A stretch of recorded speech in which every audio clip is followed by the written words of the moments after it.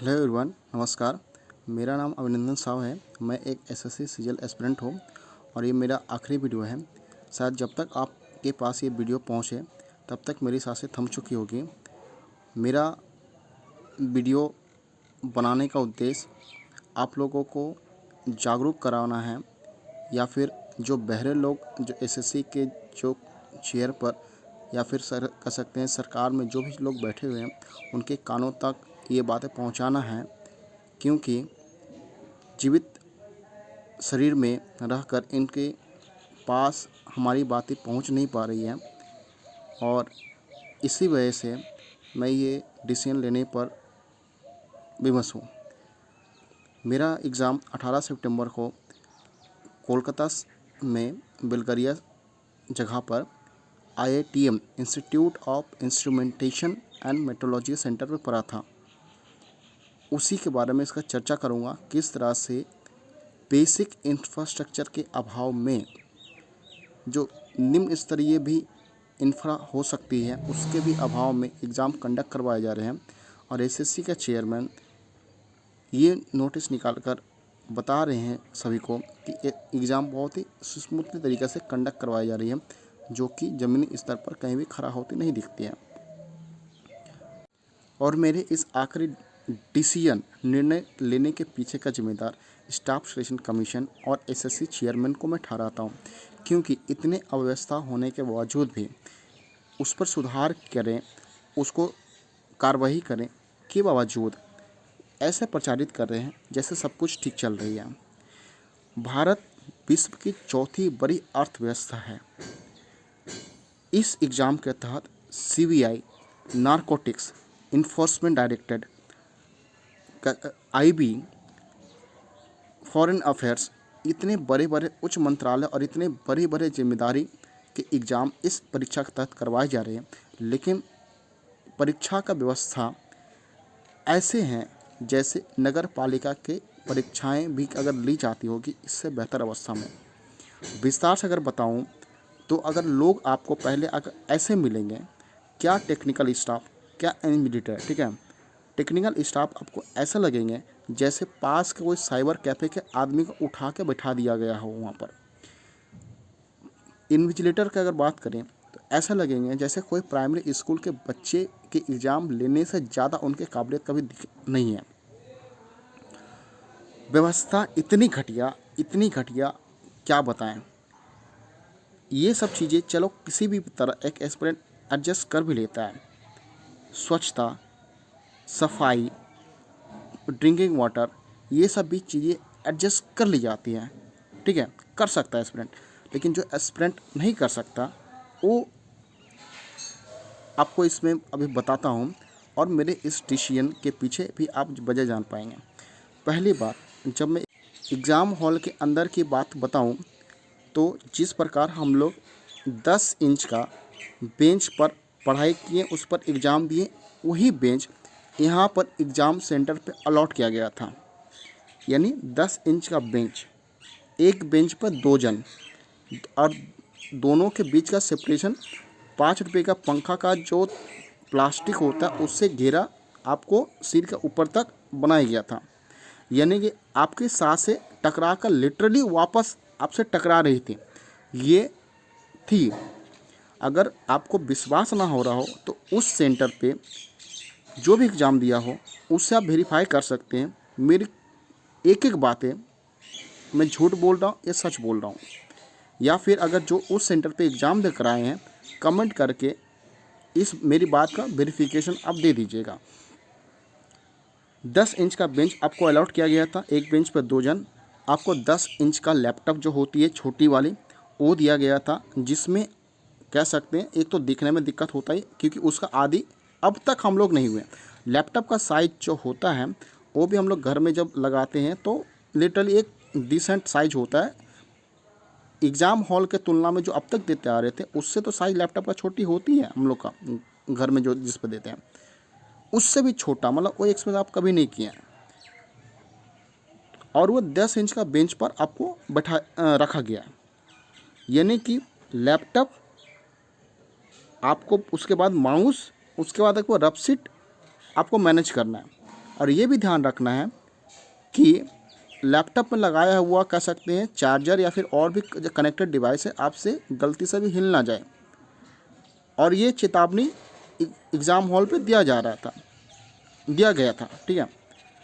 और आप किस तरह से इसको व्यवस्थित कर सकते हैं, लैपटॉप, माउस और ये एक ही तरीका हो सकता है, क्योंकि अगर लैपटॉप को रखेंगे और आप इधर बैठेंगे तो लैपटॉप दीवार की तरफ होगा तो आप देख नहीं पाएंगे, इसलिए लैपटॉप को डायगोनली रखा गया था। यानी लैपटॉप 10 इंच का लैपटॉप 10 इंच का बेंच पर रख कर डायगोनली रखा गया था, तो लैपटॉप बेंच के बाहर आ रहा था। एक भी बात मैं फिर से बोल रहा हूँ दोस्तों, मैं झूठ नहीं बोल रहा हूँ, जो एक्सपीरियंस किया वही बता रहा हूँ, वेरीफाई आप कर सकते हैं। ये था। इसके बाद आप कह सकते हैं कि आपको 10 इंच का घेरा कितना बड़ा हो सकता है, छोटी सी हो सकती है। आप अगर आँखों को 45 डिग्री या फिर 30 डिग्री पे अगर आप टर्न लेफ्ट वर्ड करते हैं, सामने वाले की लैपटॉप का स्क्रीन आपको दिख जाएगी। मेरी और सामने वाले की बेंच अलग थी, तो गैप थोड़ा ज़्यादा हो था, इसलिए मुझे सही से रीड नहीं कर पा रहा था, ठीक है। लेकिन मैं ये विश्वास के साथ कह सकता हूँ, मेरे पीछे वाला या फिर मेरे सामने वाला, उसके आगे वाला का स्क्रीन पर अगर उसकी रोशनी अगर अच्छी है, ठीक है, आँख ख़राब नहीं है, तो देख पाएगा। क्योंकि लैपटॉप अगर कैमरा भी अगर लगा हो तो आप 45 डिग्री या 30 डिग्री भी अगर आँख अगर टर्न करते हैं, ये आपको नहीं कैच कर पाएगा। यानी कि चीटिंग की अपरंपार संभावनाएं यहाँ पर दिखती है। एस्पिरेंट को आप इस तरह से, जो हम लोग कभी एक्सपीरियंस नहीं कर सकते, तो आपको इस तरह बैठकर आपको एग्ज़ाम देना पड़े, ये व्यवस्था थी, ठीक है। तो आप क्या कल्पना कर सकते हैं कि ये इतनी घटिया व्यवस्था में आप एग्ज़ाम का फेयर दे पाएंगे? नहीं दे पाएंगे। एसएससी को मैंने फीडबैक दिया, जो एसएससी नहीं दिया, मतलब वो किसी को नहीं दिया। मैंने एसएससी के जितने भी मेल थे, सारा मेल पर मैंने मेल डाला, किसी का एक रिस्पांस भी नहीं आया, जो जनरल मेल पर आ जाता है। मेरी और होप ना होने के पीछे और इस डिसीजन पे पहुंचने की वजह यही है, जैसा कि फेज 13 में जो एग्ज़ाम हुआ है उसमें जो गड़बड़ियाँ हुई, जो 60,000 बच्चों के आसपास का री एग्ज़ाम करवाया गया, उसमें भी कोई टेक्निकल इनपुट, टेक्निकल इंटेलिजेंस या फिर कोई फीडबैक कुछ नहीं लिया गया। ऐसे ही उठाकर 60,000 बच्चों को एग्ज़ाम करवाया गया, जिसमें आप लोगों ने फील किए होंगे कि जिनका एग्ज़ाम टफ हुआ, मतलब जिसका एग्ज़ाम कह सकते गड़बड़ी हुआ, जैसे मेरा ग्रेजुएट वाला में गड़बड़ी हुआ था, मुझे री एग्ज़ाम नहीं मिला, जबकि जिनका एग्ज़ाम सही हुआ उनको री एग्ज़ाम मिला।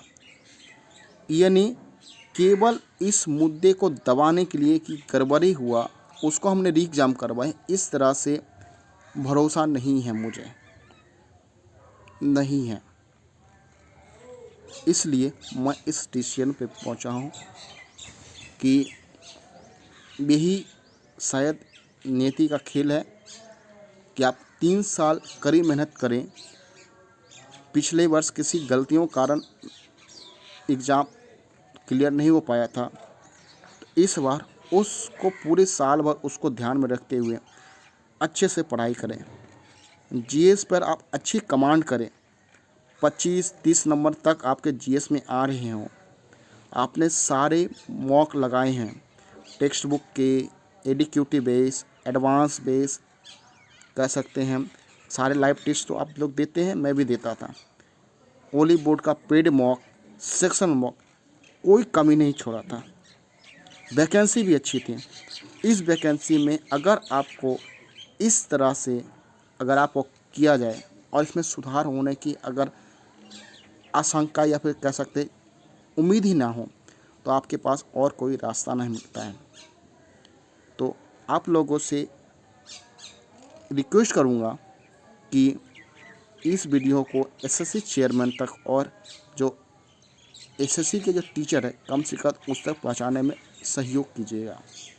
और मेरी आखिरी विश यही रहेगी, अगर मेरी बॉडी किसी को मिले और उनका पोस्टमार्टम हो तो मेरी जो अंगे हैं वो पैक करके एसएससी ऑफिस में एसएससी चेयरमैन को गिफ्ट किया जाए।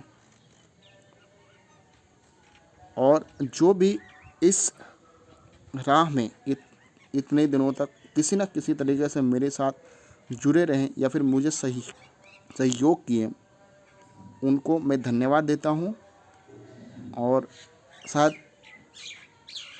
क्षमा भी मांगता हूँ कि उनके जो सहयोग को मैं एक फाइनल डेस्टिनेशन तक ले नहीं जा पाया। शायद